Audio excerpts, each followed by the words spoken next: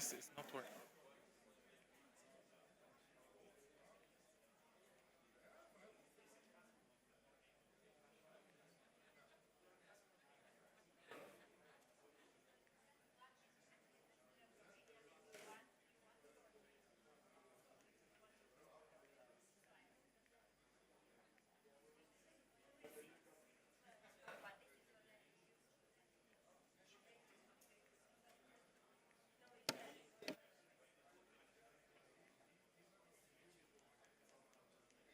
تمام زي الفل بس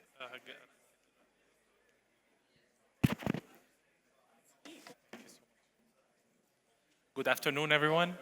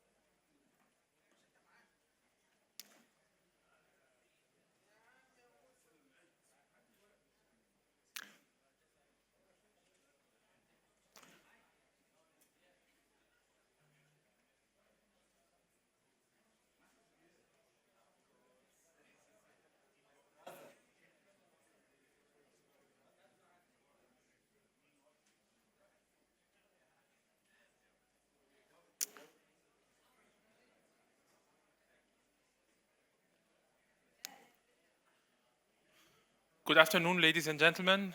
We'd like to welcome you to this session focusing on food, agriculture, and water resilience. Please allow us to give you a quick introduction of the state of the sector before inviting our esteemed panelists here on stage. Let me first start by a quick introduction of myself. My name is Adham Abouzied. I'm a managing director and partner with Boston Consulting Group, focusing on food, agriculture, climate adaptation, resilience. And I'm very happy to be with you today and to give you this introduction around the state of the sector. So the Egyptian agriculture sector has a lot of assets. Of course, starting from Egypt's fertile land, its favorable climate conditions in terms of seasonality that gives it very, I would say, good level of competitiveness when it comes to agricultural crops production and agro processing. Yields are also very highly competitive compared to other competing destination, and also Egypt, thanks to its location and presence as a logistics hub, it also has the asset of being an excellent trade partner for its partners along these sectors. And then this page here summarizes very well the state of the agriculture sector and the paradox that we live with here in Egypt. At the same time, Egypt is one of the major exporter of agriculture crops, of high-value crops, like, for example, oranges. Last year, you find Egypt as one of the biggest exporters in the world. But at the same time, food security, when it comes to grains and staples, we are also one of the places that requires work on resilience, and we are one of the biggest importers of staple crops.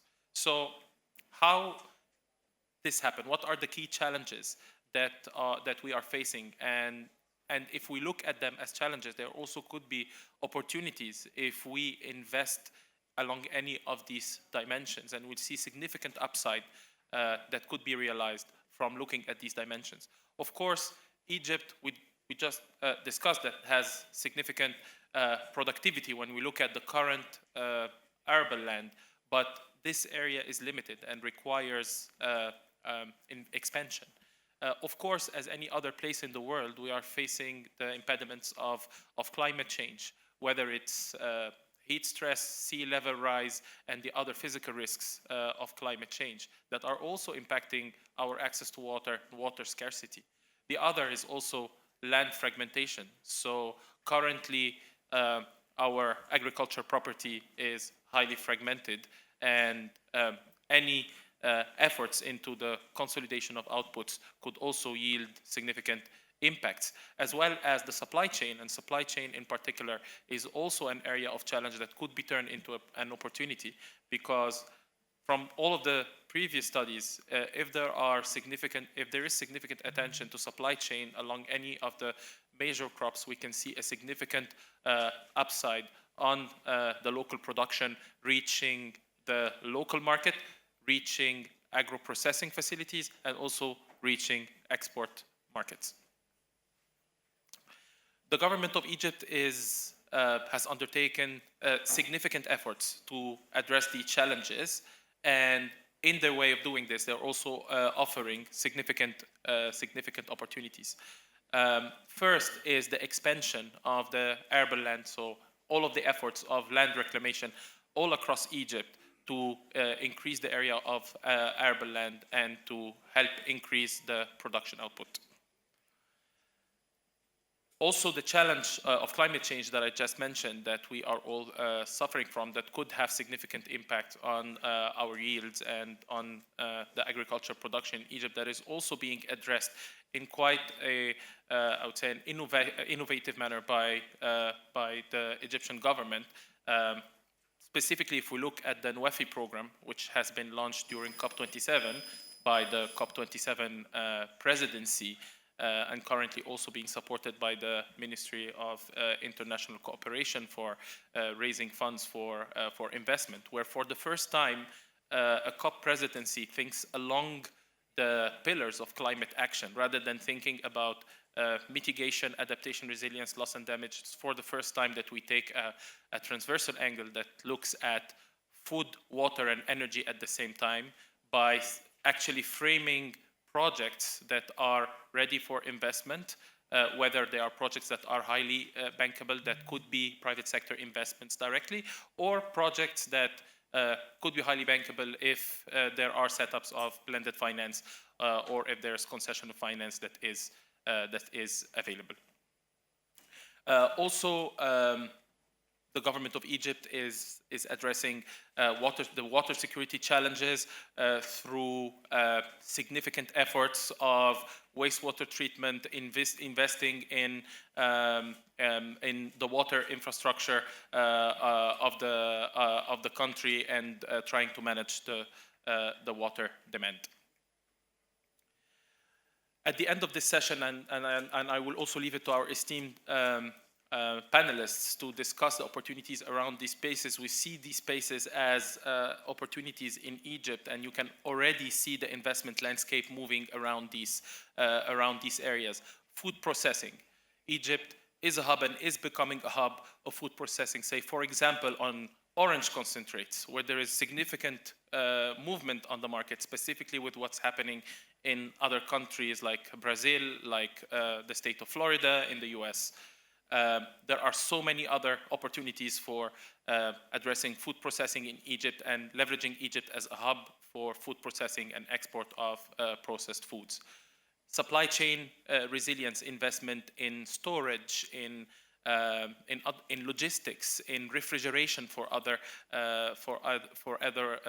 crops that are not as shelf stable is something that could also be of significant opportunity. We mentioned crop farming around land reclamation, of course, water infrastructure, crop adaptation resilience projects with all what it comes with, whether it's smart irrigation, whether it's climate smart agriculture techniques, and also all of the agri-tech innovations. We believe Egypt is a fertile space to address such opportunities, and at the end of this session we will present to you a number of mature opportunities that the government of Egypt is putting out for investments around these spaces. Thank you very much. I would like to invite to the stage Professor Dr. Ayman Abouzied, who will be the moderator for our panel today.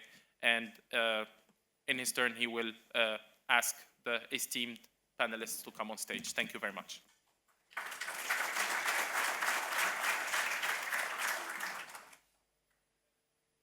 Thank you very much. And now I think that we have to invite the speakers and the participants in the panel. Professor Dr. Hani Sewilam, please. Mr. Lionel Rappaille.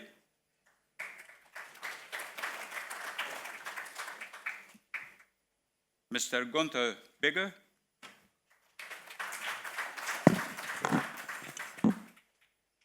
Mr. Fabrizio Bacinelli. Mr. Fabrizio Ferri. And Mr. Mohammed Demardesh.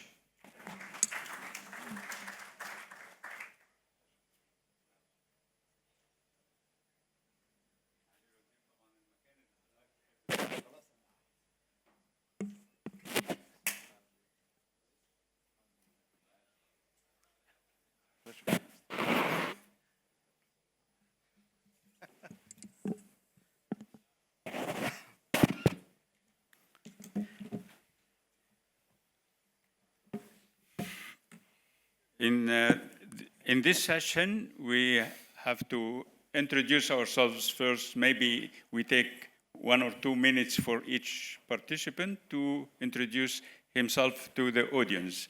So can we start with His Excellency the Minister? Thank you very much, Your Excellency, Professor Ayman Abouzied, for the introduction. I'm Hani Sewilam, the Minister of Water Resources and Irrigation in Egypt. I'm coming from academia and research background, and I would love to be part of this session. Thank you. Thank you. Mr. Rappaille. Good afternoon. My name is Fabrizio Ferri. I head international business of Acea. Acea is the biggest Italian water operator. We serve around 10 million inhabitants in Italy. We cover all the cycle of water, from management of the resources to wastewater treatment and to sludge.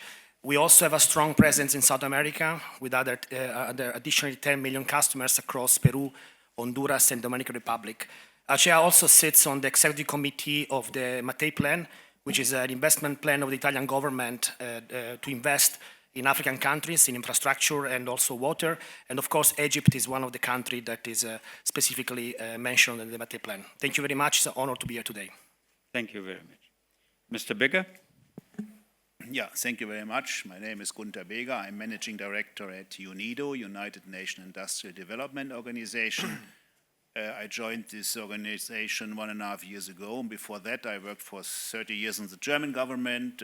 I studied agriculture, so I know a little bit more about agriculture and food than perhaps for water management, but I think these things belong together. And we are very happy to be invited to the panel, and I'm very excited for the next 1.5 hours. Thank you. Mr. Bacinelli. Sorry. Okay. Well, my name is Fabrizio Bacinelli. I'm the sales director of Ocrim. Ocrim is an Italian-based company specialized in the design, supply, and construction of cereal processing facilities and grain storages. We operate globally, and we have quite a strong history here in Egypt. Thank you.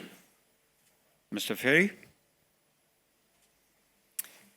Thank you very much. Good afternoon to everyone. I'm Lionel Rappaille. I'm Director for lending activities in EU neighboring countries at the European Investment Bank. The European Investment Bank, the EIB, is actually the financing arm of the EU. It's owned by the 27 EU member states, and Egypt is one of the key partners of EIB. Thank you very much. Thank you. Mr. Mohammed Demardesh. Thank you, Dr. Ayman. My name is Mohammed Demardesh. I'm the co-founder and CEO of Engazaat, the solar water company. We are a private utility company. We deliver, we're the first to deliver the clean tech utilities as a service, on subscription-based model, removing all the capex and the operational burdens from any other applications. And I'm happy to be here. Thank you very much, Dr. Ayman. Thank you. In this session, we will have 2 rounds of questions, and each question will have maybe in the neighborhood of 5 minutes for explanation, maybe plus or minus, but let us hope to be confined by the time, because at 5 o'clock exactly we have to close the session. So we will start with His Excellency Professor Hani Sewilam, Minister of Water Resources and Irrigation. Your Excellency, climate change and water scarcity are major threats for Egypt.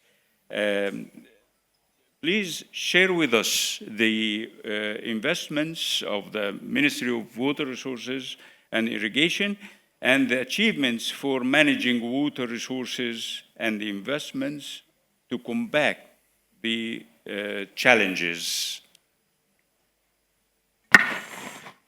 Thank you very much for the question. If I can just summarize the 2 main challenges of the water sector in general. One, climate change on one side, which is becoming every day a huge challenge for the water sector. The second challenge is increasing population. So these are the 2 main big challenges for the water sector. The climate change, even when you think about the climate change impact in Egypt, first of all, 97% of the water is coming from outside Egypt, which means to study the impact on Egypt, you have to study the impact on the Nile Basin countries to understand the complexity, because, as I said, 97% of the renewable water resources are coming from the Nile Basin countries. That's one aspect. The second aspect of climate change, the sea level rise and the changes that happens in the Mediterranean, and we have seen also the impact on Libya a couple of months ago. This is another challenge from the north. So it's not only from the Nile Basin from the south, but also from the north. And the third is the increasing temperature. And every agronomist and His Excellency, the Minister of Agriculture, is also here. You know the impact of temperature on the agriculture sector. You know the impact of temperature on the water consumption in the country. We have been suffering since mid-May till today in the morning of the need, the increasing demand in the country, and our peak season did not start yet. Our peak season will start the beginning of July. And during 45 days, we are adding more water. We are adding more water because the demand in the country is increasing. In addition to the shift of the season, the agriculture production, planting some crops just started this week, which we were assuming to start earlier. So there are a lot of changing happening in the system that we need to adapt to. So not only adaptation to climate change is one of the main key issues, but also mitigation is also a factor. The second big challenge is the increasing population. We are reaching 105 million inhabitants in the country, plus 10 million, say, guests. So we are 115 million people living within the Egyptian borders. And if I take the water poverty line, I'm not going to give them the luxury of plenty of water. Water poverty line to stay poor in terms of water, I give them 1,000 cubic meter per capita per year, including the food, the imported food, etc., etc. Then you need 115 billion cubic meter of water. What is our share in the Nile? 55.5. So we have less than 50% of the water needed for this country. Because I was in Africa a couple of days and people were saying the Egyptians are getting the majority of the water from the Nile. We are having 50% of the renewable water resources needed for this country. That's why we have to recycle as much as we can. So we recycle 21 billion cubic meter of water. We import 35 billion cubic meter of virtual water. And you have listened in the presentation speaking about the biggest importer of wheat on earth. That's because we don't have the water. If we have the water, we have plenty of land. We have 90+% of the land is desert. And it's not bad for agriculture. So we can reclaim this land if we have the water. So these are the challenges of the water sector. very quickly, and maybe if there is a chance to continue later on, I give you, okay, what are we doing for facing these two challenges?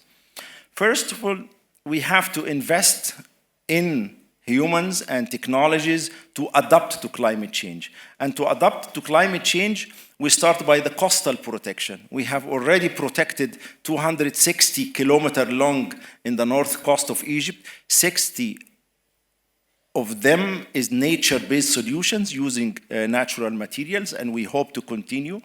And this costed us billions of dollars to do this. We are also working on enhancing the on-farm irrigation systems by using different technologies like drip irrigation, sprinkler irrigation, to enhance the on-farm and to produce more crops with less water.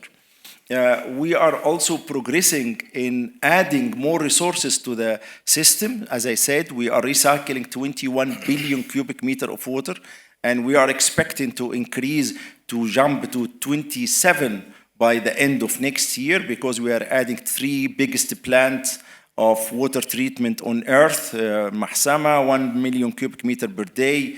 Bahr al-Ba'ar, 5.6 million cubic meter per day, and the new Delta plant that was just inaugurated a couple of weeks ago, 7.5 million cubic meter per day, which is the biggest that exists on Earth for recycling or treating agricultural wastewater. So these are some of the efforts that we are doing in order to cope with the water scarcity, to cope with the increasing population, to adapt to climate change. There are many other points, but I'm not sure whether I exceed my time or not, but I will come to the rest in the next round. Thank you very much. Thank you very much, Your Excellency, and you have a very heavy portfolio to work with, and I wish you all the best for that. Can we move to Mr. Lionel Rappaille? How is the European Investment Bank supporting sustainable agriculture and water management projects in Egypt? Thank you very much, and thank you again for having me on this panel. Well, I think the presentation we had earlier, the introduction by the minister, I think made my intervention much easier, because I think they get a very good picture of the situation on water and agriculture in Egypt. And in particular, what I can say is that I think there is a good understanding that water and agriculture need to be at the center of any serious attempt to tackle the impact of climate change. That's very clear. So let me explain how the European Investment Bank can intervene in this context. First, this means that there is a massive need of investment, both in agriculture and in water sectors, to tackle the impact of climate change, but also to unlock certain opportunities, notably in agriculture. This is urgent, and this means that substantial financing needs to be mobilized. So here we play our role. We use our firepower, if I may say so, as one of the largest multilateral development banks. Egypt is one of our main partners, as I mentioned earlier. We have been investing more than 15 billion euros of investment in Egypt. And just in the water sector, we have a portfolio of more than 1 billion. So I think it really speaks by itself that water and agriculture are key sectors for the European Investment Bank. And frankly speaking, this relies on a very long-standing relationship, reliable partnership that we have with the government of Egypt, with the Ministry of Water and Irrigation, the Ministry of Housing Utilities, as well as other government partners. Just to give some examples, we have been financing a number of water treatment, wastewater treatment plants. Recently, I heard much about, for instance, the Kafar al-Sheikh wastewater treatment plant. So not only it enables to improve the quality of water, which will go into irrigation, but also what is discharged into the Nile, into Lake Borulus, into the Mediterranean Sea. And when you think, for instance, that Lake Borulus has 70% of the fishing industry in Egypt, well, this has a direct impact on aquaculture. Now, as a public bank, as a multilateral development bank, our role is to intervene where the market fails, where there is no attractive commercial lending available, or where private investors don't want to invest. This is particularly important in the water sector because by intervening, for instance, with lower cost of financing, we manage to reduce the impact on the fiscal space, on the budget situation of the country, or the impact on water tariffs. So that's really important to be able to have this concessional financing available. The second point I would mention is that even if we bring substantial financing, this is never enough. So clearly here, I would like to underline the importance of mobilizing the private sector investment in the sectors. So how do we do this? Well, first, by lending directly to some private sector projects. We are probably one of the largest financiers of desalination projects in the Mediterranean basin, and we look forward to supporting the program here in Egypt. But we also do this by incentivizing banks, commercial banks, to lend more to green and I would say blue projects. So for instance, we have a large programs to support SMEs, where we try to incentivize banks to lend more in rural areas, which means de facto more to agriculture projects. We also just announced today a program, Greening Sustainable Industries, which will enable companies, industries to adopt depollution programs, to adopt circular economy. I just visited a project which we have financed where there is a complete circle of water treatment in the system. And the last point I would mention is that what we provide is not just about financing, it's not just about money. It's also about expertise that we can bring from other countries where we operate and about advisory support. So we try to bring necessary expertise, value added, to be more innovative, to prepare sustainable projects in the area of water of agriculture. I'll just mention two examples we announced today. One is a study to unlock investment to tackle the impact of sea level rise in the Nile Delta. So because of coastal erosion, because of increase of water salinity, quite important investments are needed, but they need to be prepared, they need to be analyzed, and this study will bring precisely this element. The second study we announced is about the opportunities in wastewater sludge management, be it for biological sludge, which can be used in organic agriculture, or basically the use of sludge to avoid pollution in various areas. So just to conclude now that EIB is extremely committed to further support water and agricultural sectors in Egypt. We have pledged more than 4 billion in the context of the NWAFI platforms, which have been mentioned earlier. And obviously, in the context of the EU-Egypt comprehensive partnership, we intend to do more in this area. Thank you. Thank you very much. And now we can move to the UNIDO. Mr. Bega, how can public-private partnership foster innovation in food and water scarcity to address the needs of the growing population in Egypt? Maybe you can give us some insight about that. Yeah, thank you very much. And once more, thank you very much for this invitation. And perhaps not everyone knows what UNIDO is. UNIDO is the United Nations Industrial Development Organization. And of course, first you can ask, what has this organization to do with food security, with water security? We have to understand that nearly in most of our partner countries, the food sector, the agriculture sector is the most important one in the economy. And that's the reason also why we are concentrated on development of this industry. And let me also, as someone from the United Nations system, mention at that point that food security is an increasing problem, not only for Egypt, but for the whole world community.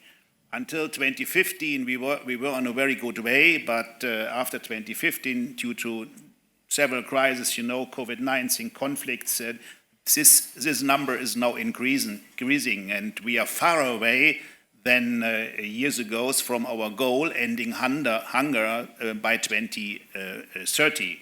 So let me say that at the beginning, and if it comes to Egypt and the MENA region, we see also according the figures from the World Bank that a significant share of the population is affected by food insecurity. Minister Excellency mentioned it. And, one more sentence from my side. We all know that is not necessary because we have just, I read just a publication from the Food and Agriculture Organization, FAO, and from the German Center for Development, that we need only 10 billion US dollar until from now to 2040. 10 billion US dollar more invested in food security to end hunger. And that is, of course, a figure for the whole world community. Is this not challenging? And the problem is now how to invest and where to invest. And also the study from FAO makes very clear to the US dollar, to an exact dollar where we have to invest. We have to invest in research, of course, we have to invest in training, we have to invest in innovation, irrigation, and processing. And the methods we know, precision agriculture, green fertilizing, seed innovation, biotechnology, we know what we have to do. The question is why we don't do it. And one example, and then I came directly to the point what we are doing here. Egypt and other countries in Africa import every year 50 billion euro processed food, 50 billion US dollar processed food. And that is also something that is a mess of, let me say, lost income, lost investment in agriculture. And if we would use this money in investing in agriculture and food industry, that would be the right way. And what do we do as UNIDO here? We think in what could do the private sector and public-private partnership. Innovation comes from the private sector, and I think we will get some information in the next minutes what the private sector is do. And PPP, of course, public-private partnership, that is suitable because risks are shared and of course existing obstacles could be jointly overcome. That is important. Secondly, public-private partnership should be realized along the existing value chain. And here we come as UNIDO in. We are not an agriculture organization. We are an industrial organization. And what we do in Egypt here, for example, is we are building integrated agro-industrial parks. That means that we support the commercialization of the agriculture sector. We provide a better environment for increased investment along the agri-food value chain. And these agro parks operate with the private sector, but also with the government, with universities, with national institutions.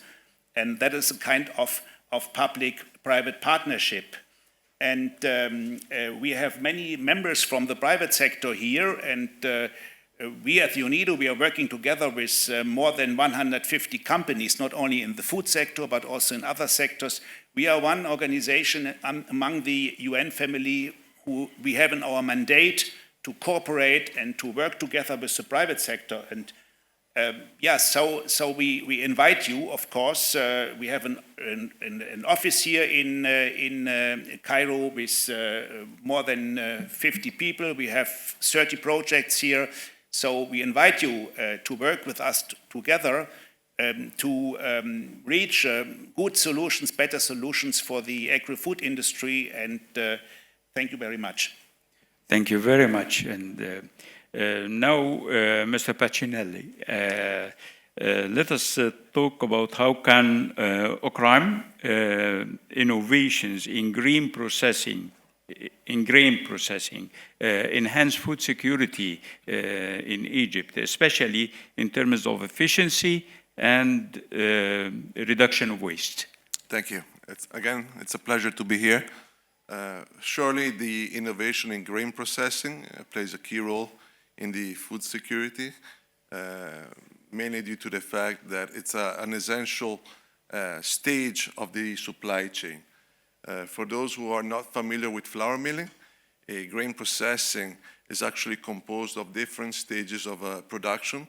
So we start from the actual intake of the raw material to the pre-cleaning, to the storage of the raw material, to the cleaning, and eventually to the transformation of the wheat into flour for baking purposes.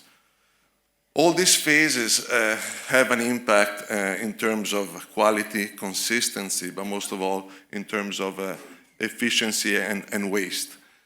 For example, if we design in a wrong way a storage facility or a flour storage facility, this could lead to a propagation of bacteria, an increase of contamination, and a creation of a potential mold, hence decreasing the life of the raw material, of the wheat essentially, or decreasing the life of the shelf life of the flour, which obviously translates in an inefficiency towards the enhancement of the food security. Obviously, these aspects are further emphasized in countries and areas where climatic conditions are challenging, so with high temperatures and high moisture. Thanks to today's innovation and thanks to the continuous evolution of automation and instrumentation, today we can actually monitor and control these parameters. In fact, all the newest plants that we're building actually have an automated system where the plant actually engages automatically a cycle to achieve a constant parameter condition. Thus, with the objective of actually increasing the life of the raw material, whether it's wheat, whether it's corn, or whether it's flour. In terms of another aspect is the cleaning section of a flour mill. Obviously, the technology today has allowed us to drastically increase the efficiency. In fact, these technologies range from optical sorting, so we do an imaging sorting of the wheat and we separate it from impurities. Also, NIR technology, infrared technology has been introduced in our field, so we can actually detect wheat which is infected by toxins. And obviously, all of this reduces waste and increases the efficiencies of flour mills, processing plants, and at the same time provides a higher throughput of flour in the market. Last but not least, as the milling perspective, the transformation of wheat into flour. In the past years, Ocrim has introduced into the market a revolutionary innovation. We call it the modular milling technology, whereby we can actually partially run the milling lines even during maintenance activities, whether there are preventive maintenance or unpredictable maintenance. Thus, this allows to achieve a higher productivity compared to conventional flour mills of the same size, thus allowing to be more efficient and actually supply more volumes of flour to the market. Just to conclude, these are just a few features and innovation which we've been implementing in the past years worldwide, and which have given us some very nice results and appreciation from the market, also in terms of food security in general. Thank you. Thank you very much. In the same line with the innovations, we can talk about technologies. So I will ask Mr. Ferri, what crucial technologies and technical solutions can the private sector introduce to help Egypt manage its scarce water resources efficiently? Thank you.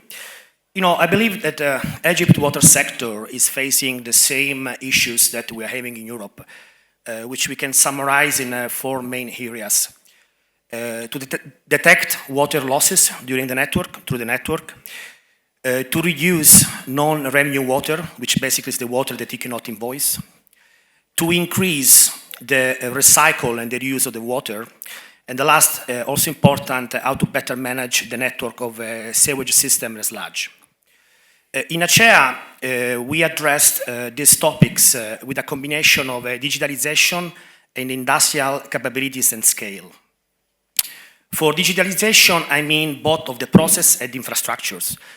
You can use sensors and smart meters installed on the network for three main activities.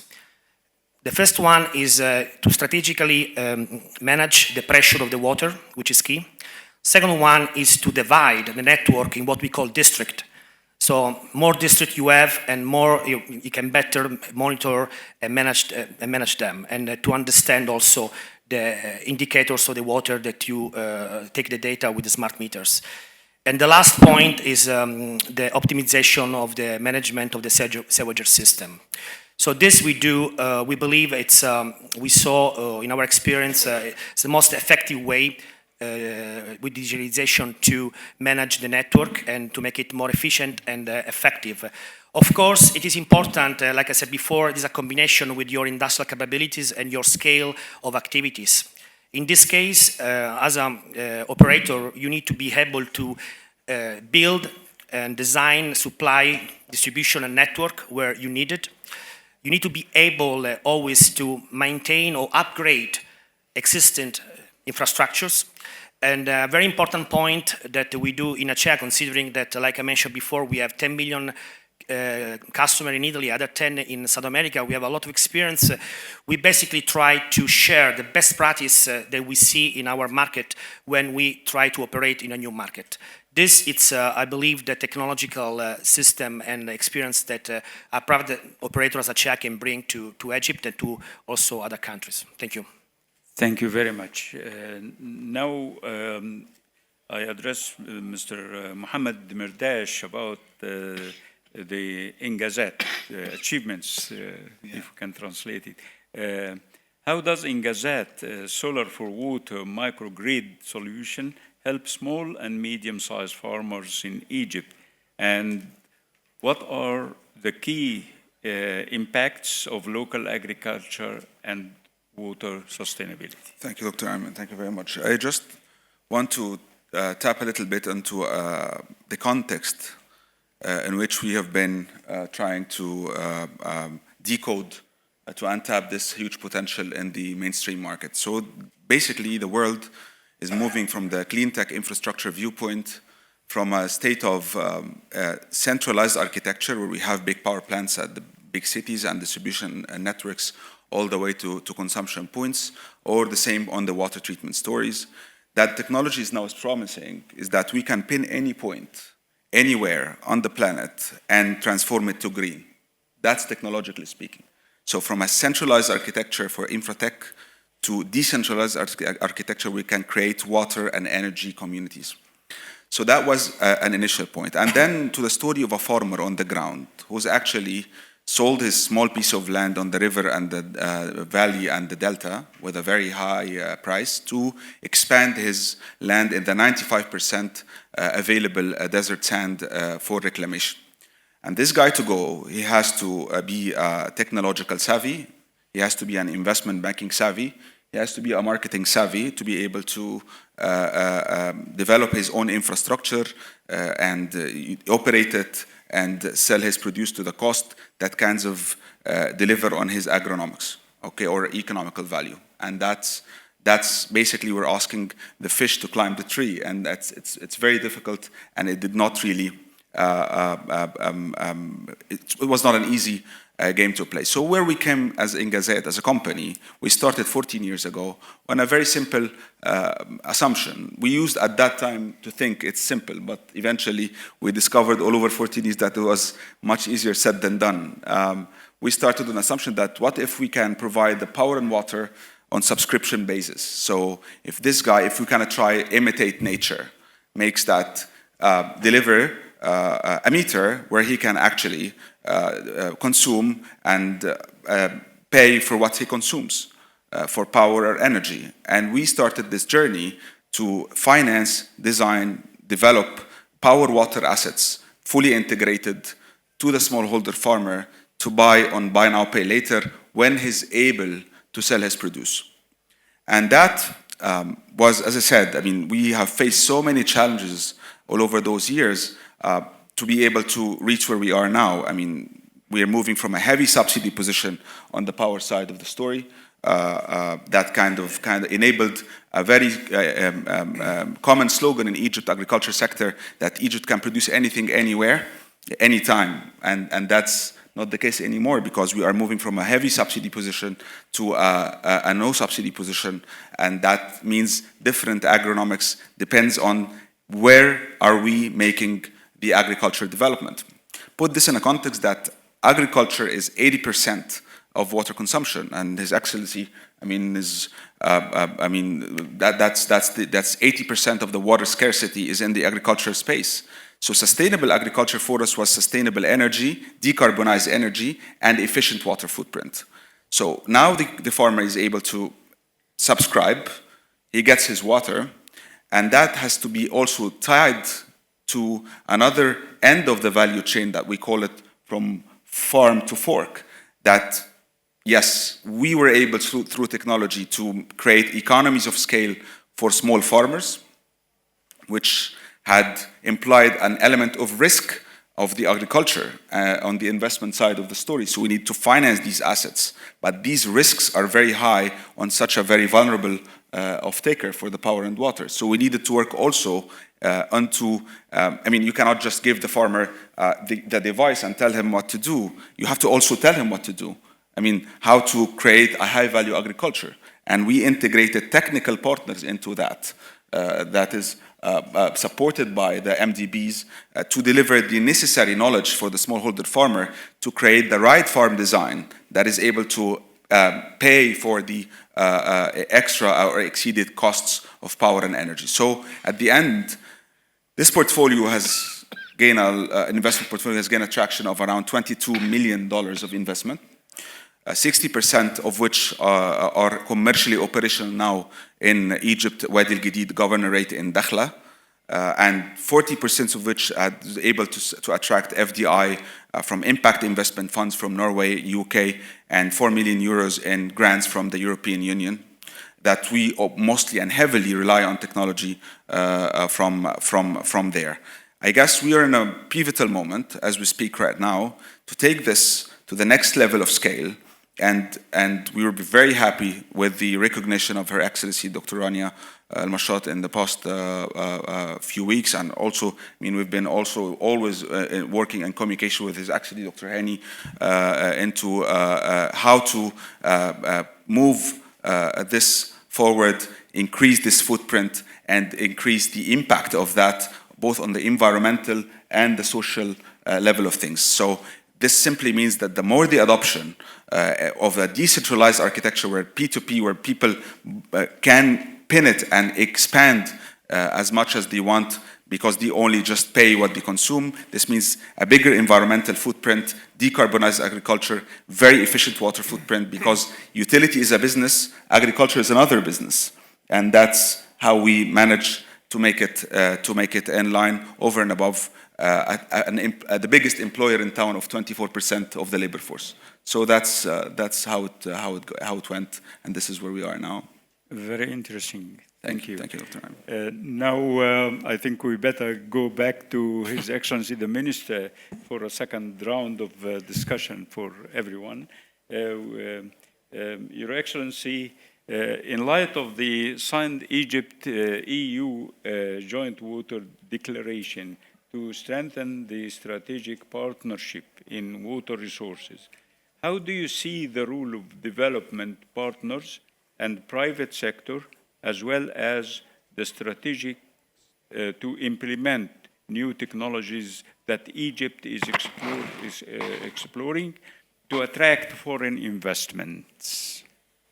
Yeah, thank you very much. It's becoming a very interesting discussion, and also listening to my friend Dr. Muhammad for his intervention about the private sector.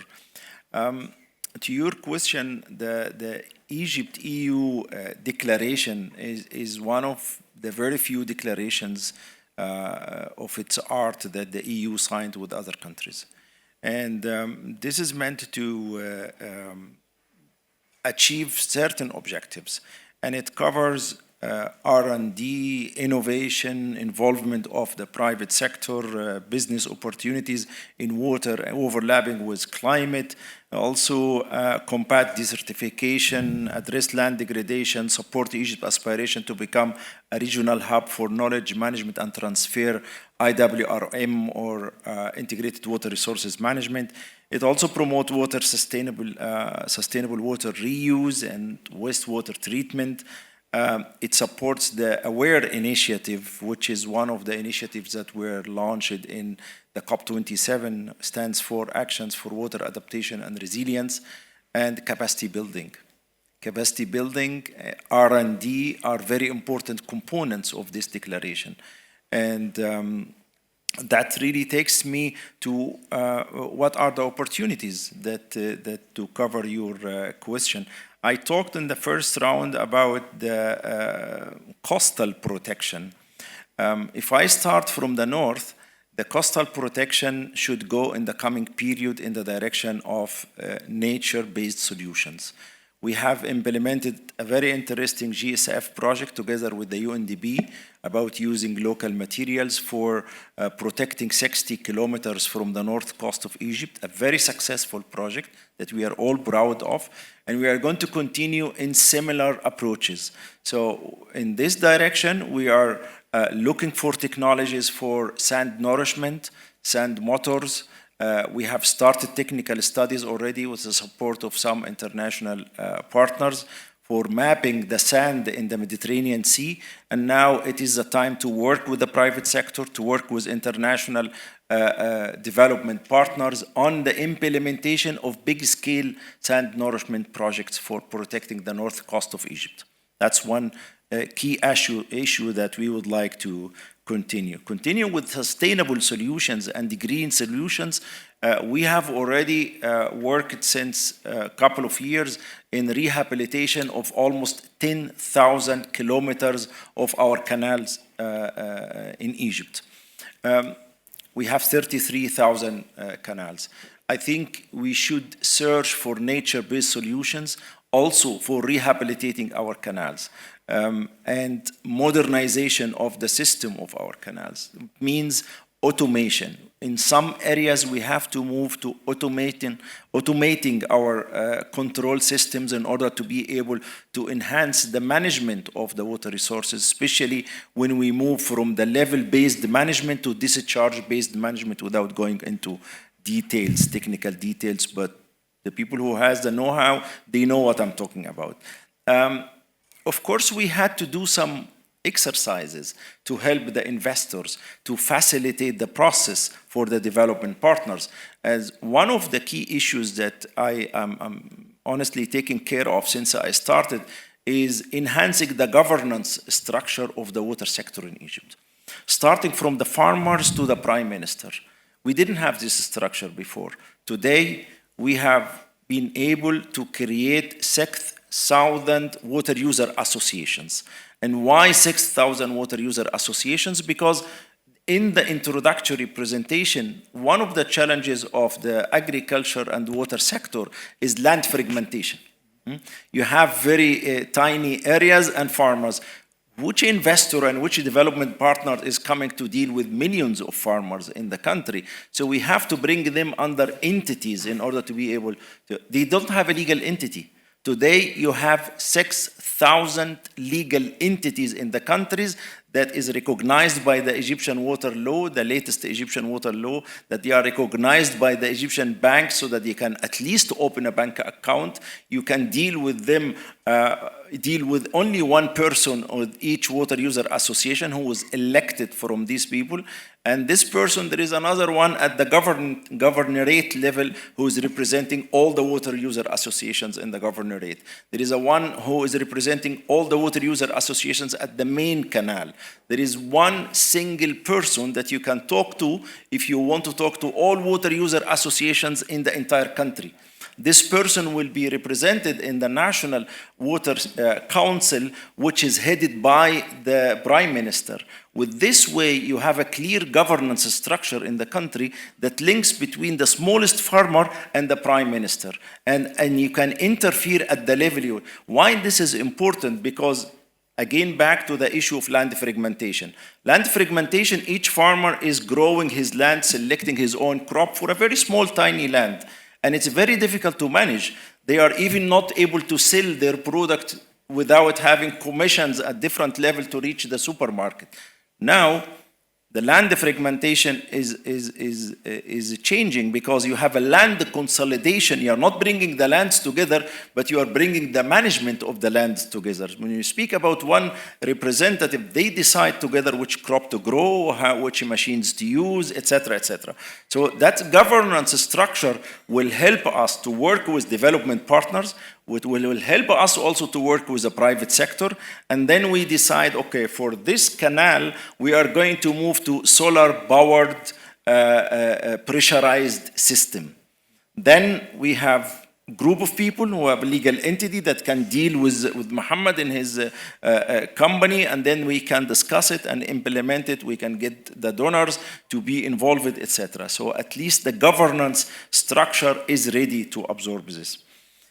To enhance the efficiency, once we have this water user associations, we are planning to move to solar-powered pumping system to each MESCA in the country, which means that you have a solar energy, one single pumping point, pipeline, valve to each farmer so that you can facilitate. This is very opening a completely new market to the private sector to move in the solar energy sector, in the pipeline sector, in the pressurized modern irrigation systems. All of these are opportunities for the private sector.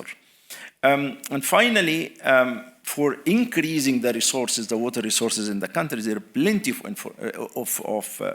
of opportunities, and there is a market that will, I don't know when it will stop, but it's open market because you have 2 million inhabitants are adding to the population every year, who themselves, if you are going to give them 50% of the water poverty line, then you need every year 1 billion cubic meter to be added to the system to sustain the life of the people in Egypt, which means you need always to keep recycling water. So water treatment, not necessary in the mega projects that I talked about, Al Mahsama and Bahr al-Bahr, and the new Delta stations with the huge plants. We need decentralized units, because smaller units that can be installed in some areas that we identified as hotspots, because it's clear for us that we have 9 hotspots in the country. Each one of these hotspots should have an integrated solution, and we have a vision how to solve these 9 hotspots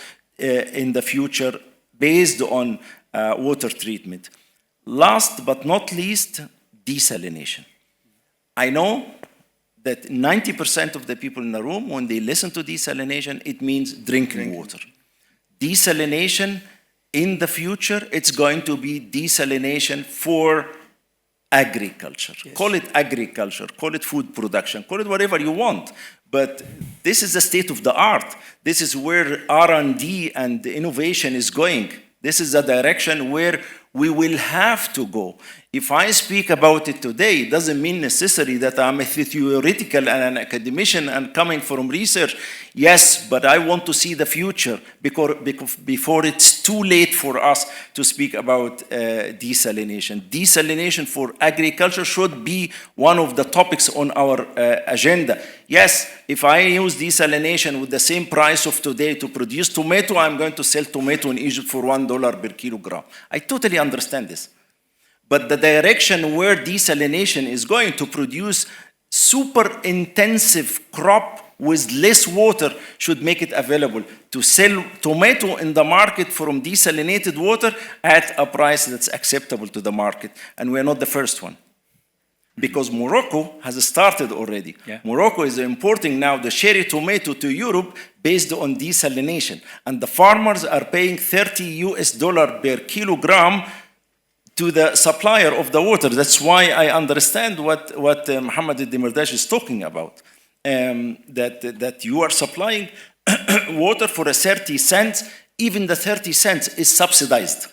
But this is our role, to make use of the solar power, the desalination in the country, to go in the direction of super intensive crop production in the future. Thank you. Thank you very much, and I agree with you totally personally about that, and I think that it's very important to start improving the technologies for desalination using solar power or wind power in order to make available extra water for agriculture, and especially, as you said, for hydroponics in greenhouses, because it is cash crop, it can pay off. So I think that's a very important avenue. One more question that may need an additional time, but maybe not in this session, but later on. What is the difference between water user association and agriculture cooperatives? I think they are doing the same almost, and duplicating the thing that may need your excellency to stress upon rejoining the two bodies together. Thank you. Thank you very much, Your Excellency. The second question will be to Dr. Rappaille. How can the EU-Egypt partnership enhance food and water security while managing land and water resources sustainably under different conditions of climate change and growing population? And what role do you expect the EIB to play in supporting this partnership? Thank you for your question. And well, first of all, I'm really glad that you bring the EU-Egypt comprehensive partnership for the discussion in this panel. The question you had to His Excellency the Minister and to myself. Well, it's true that this partnership is still relatively young. It's only, as mentioned yesterday, 100 days that we have this partnership in place. But it builds on a long-standing cooperation between the EU and Egypt in the water and agriculture sector. So we are not starting from zero, apart from that. Now, the EU-Egypt Comprehensive Partnership has identified several priorities areas. And agriculture, food security, water management, water security are among these priority areas which are covered. So I think this partnership will bring a comprehensive framework for this cooperation. So what does it mean in practice? First of all, more investment in the strategic sector. So it was announced yesterday, we expect that the partnership will mobilize 5 billion euros of investment, and we do expect that water, agriculture sector will certainly be able to mobilize part of this investments. We will hear, I think, later this afternoon a presentation about opportunities of investment. So I'm sure that some of these opportunities will eventually feature and be supported by the partnership. Investment means obviously also more financial assistance. And for this, the partnership will mobilize additional guarantees, additional grants for blending, which we will be able to use and to channel to foster investment. So in practice, just to give a couple of examples, this may mean, for instance, guarantees which we can use to de-risk investment in the private sector. So something which we can mobilize to incentivize partner banks, institutions to take risk with farmers, with clean tech companies, for instance, which are maybe seem to be riskier. We will have also massive investment, as indicated, in desalination. And here again, we will need to make sure that private investors can scale up the level of financing for the sector. One element of the partnership is that it takes a holistic approach, and you see that there are intertwined priority areas. An important focus of the partnership, as you may have heard, is on energy. Now, when you think about water and desalination, well, this is a highly resource, energy-intensive technology, and therefore, the importance to basically have renewable energy, clean energy, to make water production sustainable. So I think we will have this element of holistic approach. The partnership also brings discussions about regulations, reforms on the policy agenda.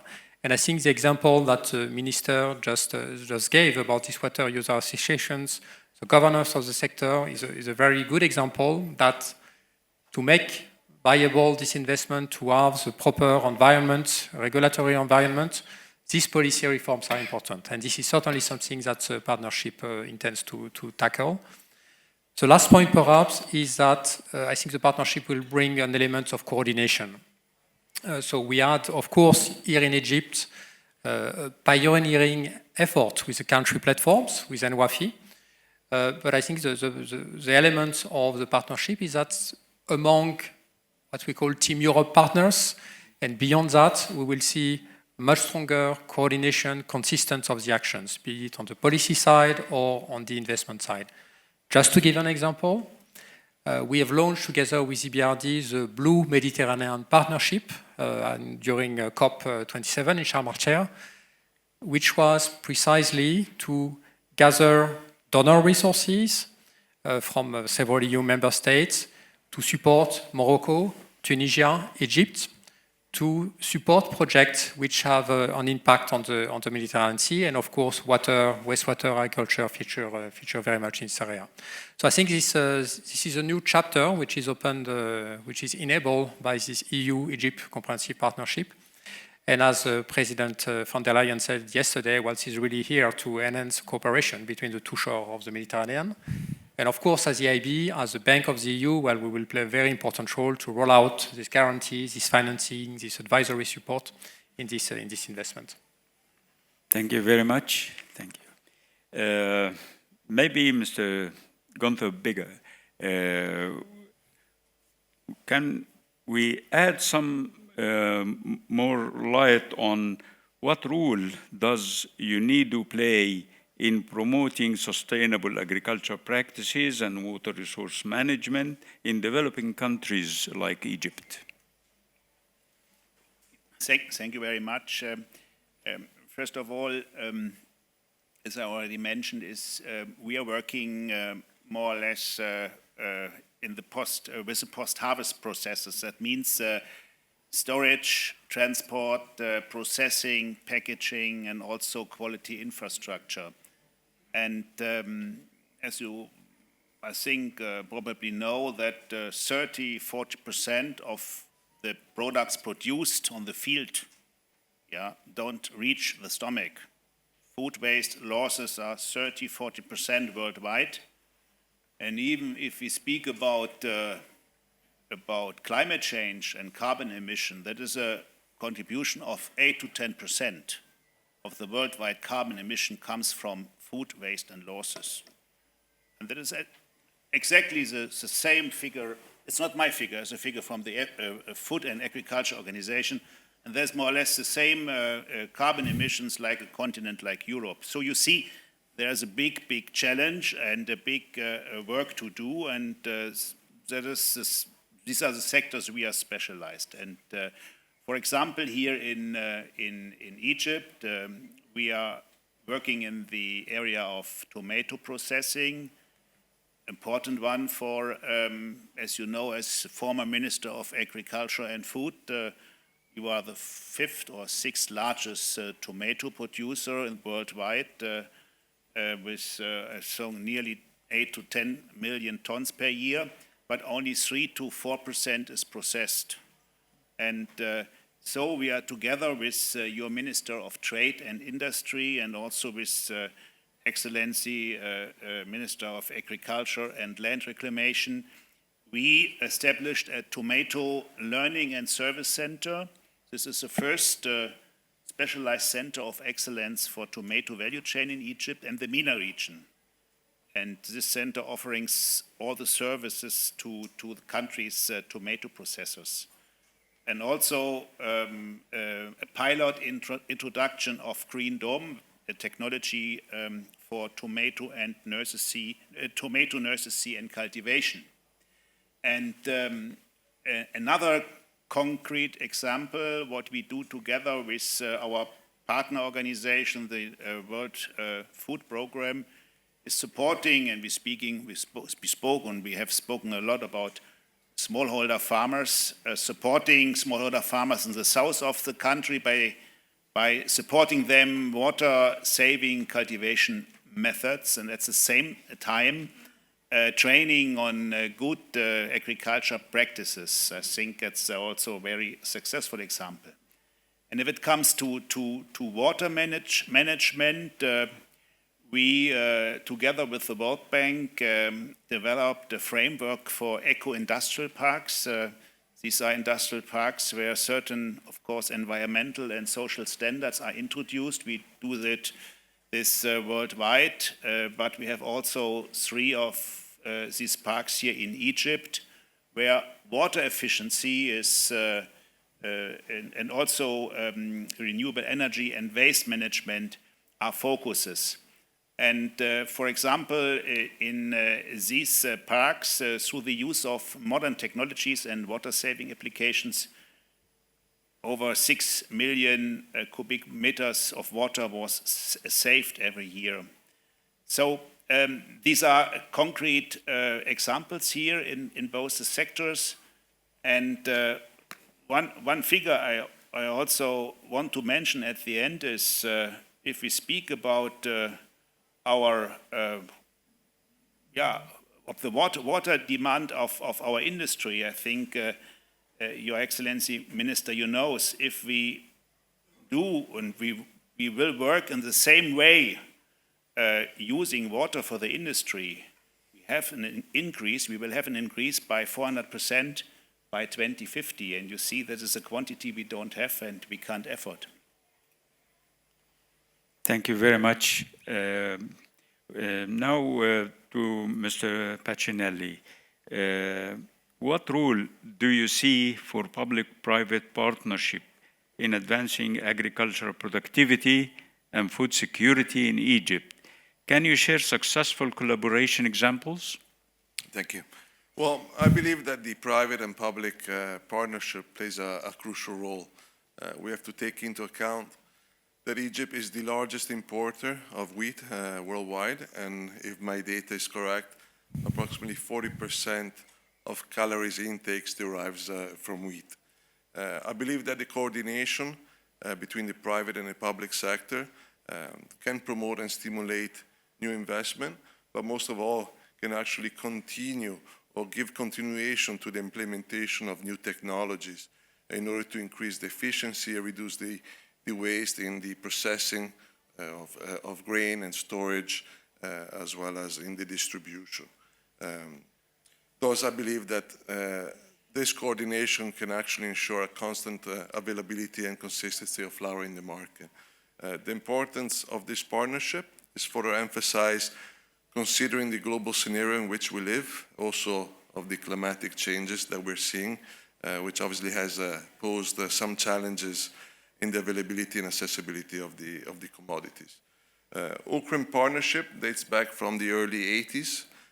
We have installed numerous flour mills in Egypt. The total installed capacity is approximately 5,000 tons per day.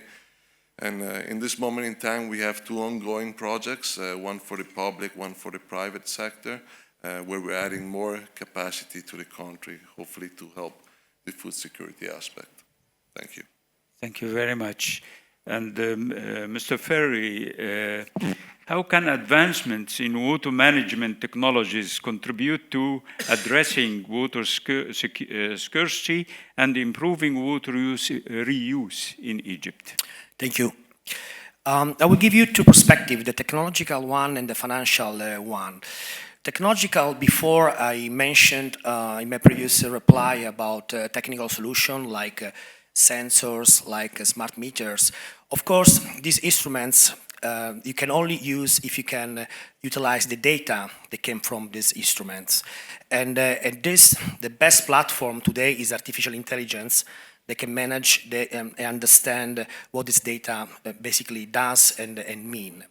In Acea, we developed internally artificial intelligence platform called UNIDO Management System, which basically is a cloud artificial platform that is connected with the operation system of the network. This basically gives you two main important activities. First one, you strategically manage the network, but very important is you can do predictive maintenance. So basically you can intervene in the network before something happens. I can share with you some numbers that we experienced since we're using the system. The frequency of failures of the network, it's minus 25%, and the water losses is minus 35% compared to before. And also we use less chemical reagents in the water because we can better manage the pressure of the water. This is a success. It's not only to, to reduce the consumption of the water, but also increase the reuse of the water. So this is it's the first point. Second point, I want to talk more about before discussing about private-public partnership. I believe talking with several governments, it is important that government, not only Egypt, other government, they want to use much more private funding. I think this is a key. Of course, to attract investors, we need to find a way how to make this project profitable. And water, unfortunately, in the past has never been so, appealing to investors. So we still believe that PPP, it's the right framework. You can align both, public and private interest. Of course, you need a strong regulatory framework that is able to create, especially for concession, this, tariff-based that can somehow remunerate the capital you invest, but not only to cover capex and opex of the project, but to create profit. In this, I would like to share our experience that we had in Peru, in Lima. At the beginning of 2000, we went there with a consortium of Italian companies, and we built a water treatment plant for the river Chillon in Lima. And we used the BOT, Building Operating Transfer, and we are still successfully giving drinkable water to half city of Lima today, after 25 years, using a tariff-based concession, in this case on US dollar. Why? Because sometimes it's important to cover the fluctuation of the local currency. This can be also something that take in consideration. So for us, PPP, it's very successful. We're also doing this in Honduras, and I think it's to attract private money funding. It's also a way to increase the the effectiveness of the project in the water business. Thank you. Thank you very much. And finally, we come back to Mohammed. Can you shed some more light on the program NWFE and on the Hafiz platform, and how these helped Engazaat to expand in green energy and water projects? Also, what innovative solutions are being implemented to support smallholder farmers and climate resilience? Thank you, Dr. Ayman. Okay, so just to take this in context, we are in a time when we started the business 14 years ago where climate talk, name it on the energy side of the spectrum, or the water side of the spectrum, and thanks to Egypt in Sharm el-Sheikh that took water into the heart of climate action right now, with his Excellency Dr. Hani and his efforts onto that before COP27. I guess we are in a real opportunity. People might see the inflationary situation, the rising energy prices as a big challenge, but we see this as an opportunity in the sense that the agro-production at the end of the value chain that is enabling the clean tech utility at the back end of it has a price, okay? Before, so many crops, so many productions that were never been considered to be done in Egypt because they had no price in a heavy subsidy position. Now there is a price, and that means that there is a capacity for commercially viable utility investments that we are doing at the back end of that. And this is one of the learnings we've had in the project. What the country Egypt had taken big steps at is the launch of the Nuwafi platform and the Hafiz platforms. And that had shed the light into a different scope of investment, where usually when we used to raise our capital in our projects, we used to see that there are the energy investors alone, and there are the water investments alone. But the world does not work like that. The universe is integrated in essence, right? So what happened is that with this country-led platform that is focusing the light on the nexus business as an end-to-end value chain, that had put a lot of traction into our business journey in the process, as well as Hafiz as well. I mean, we started that, but with Hafiz, it's kind of delivering more value into the connecting and matchmaking between the European side and the MDBs, generally speaking, to the private sector, where there are a lot of opportunities that are absent because of the knowledge that you just don't know. I mean, we were able to raise around 4.4 million euros from the European Union, and that was deployed into the SAFE project in the Western Desert. So what I want to shed the light on, and I have to second what His Excellency is just mentioning, is that this is from the ground, as we speak, in such a situation with a challenge at the scene of an inflationary scene for food prices, but that is an opportunity for the water infrastructure and in desalination in specific. And that's from our projects on the ground, where we started. People used to see that we're crazy to desalinate water for open field irrigation. But with the rising prices, now there is a very comparative analysis on the capex done to go deep down 1,000 meters to the ground versus using technology to deliver water from shallow water assets that used to be there and never been considered because they are highly saline. So with the bet on desalination, we project that it will follow the same trend the PV had followed years ago, where it was very high capex at the very beginning, but with the use of technology, with the economies of scale, with increasing subscriptions, this means growing, deep diving the costs and becoming much more convenient. So we believe in the integration with the value chains. That's why we integrated lots of the big names onto the agriculture side of the story to deliver on the value that's able to ignite the investment on the back end of the chain, including Nestle, including so many other European partners as well, so that we work hand in hand from the finance, development, and implementation and operation of utility from one side, that's our scope, to their targets, to localize their agro production and to meet their economical and environmental targets from the other side of the story. So this integration between Egypt and Europe is organic and is extremely making commercial sense, that was able to raise commercially viable IRRs on investments. Thank you very much. Now we finished the planned program, and there is still something in the neighborhood of 6 minutes. So I will start back from you until we reach His Excellency the Minister, to have a telegram that what you see very important to address to the EU-Egypt conference. In a bullet point, it's about believing in the partnership and the integration between the North Mediterranean, South Mediterranean, public and private sector, believing in each other's, in the efficiency of our communication right after the session to the coming years is a key enabler for the success of what we are doing and saying right now. Thank you. Mr. Ferri? I want to underline again public-private partnership, it's key, and the role of the private sector in Egypt, in Africa is key.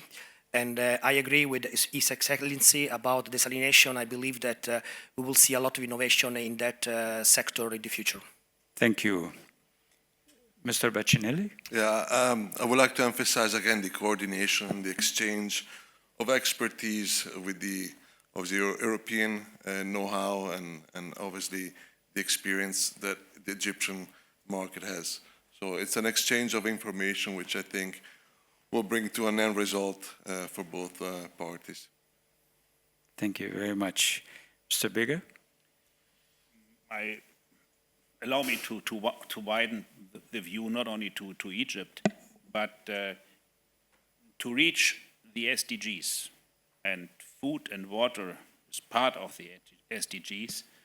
We need the amount of $4 trillion per year. And let me say, public development aid, so-called ODA, is 200 billion. So you see the big gap. The only way to close this gap is public-private partnership. Yeah, thank you. Mr. Rappaille?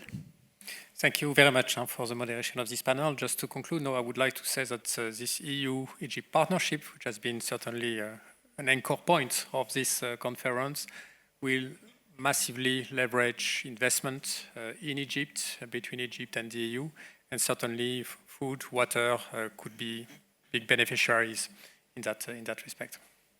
Thank you. Your Excellency, we have a closing phrase for this session? Do you want to give the audience, I thought you finish at 5, or? You said we finish at 5 or 4? Yeah, we finish at 5, but there is a presentation from, which will take 25 minutes. I just wanted to give them the opportunity if they have 1 or 2 questions that we can answer. Unfortunately, we tried to put this in the agenda, but we couldn't arrange the logistics to mobilize the questions to the floor. Okay, but EU and Egypt has a strategic relation that should stay forever. There is enough technology in Europe that could help Egypt. There is enough know-how and resources even in Egypt that could help Europe. When I speak about resources, because the sun.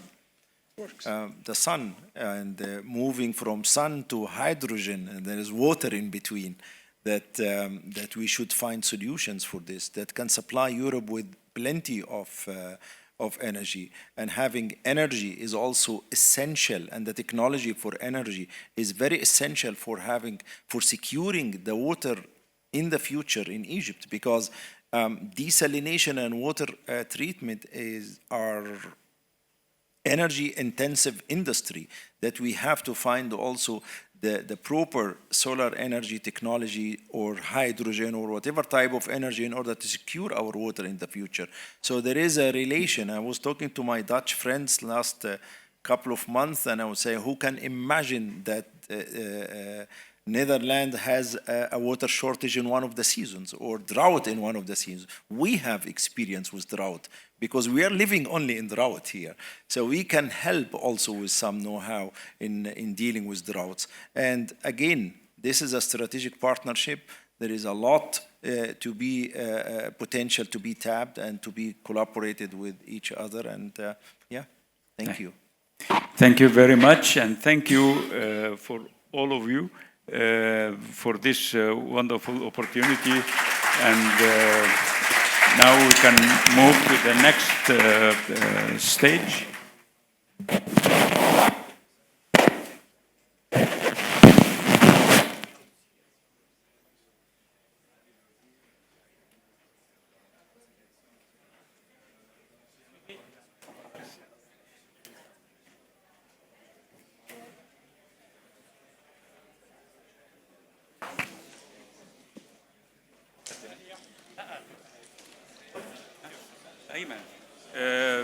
The last part of this session is a presentation from Mr. Ayman Soliman, the CEO of the Sovereign Fund for Egypt.